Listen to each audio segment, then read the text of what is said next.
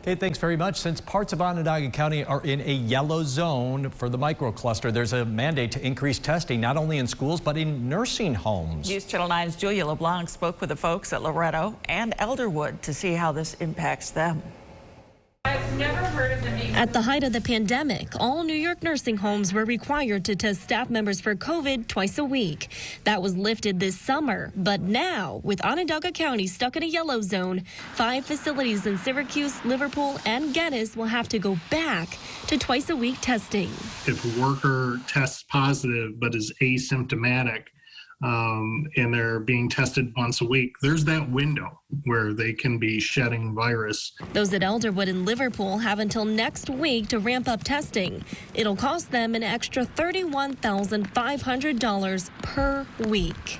How do you get that money? That's the reality of it, Julia. You don't. There's currently no recovering those costs. It becomes just an added burden to the bottom line.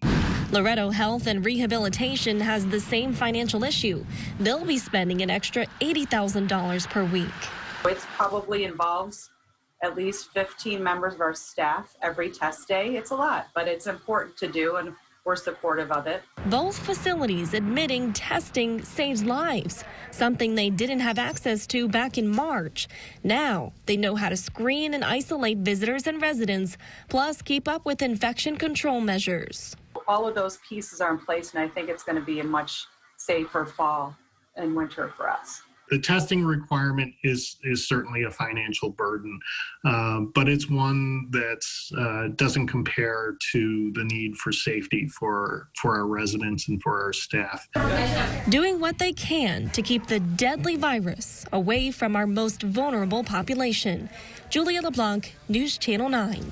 And nursing homes in yellow, orange, or red zones that don't follow the testing mandate will be subject to a $2,000 fine per violation per day. And if they do it again, that fine gets upped to $10,000.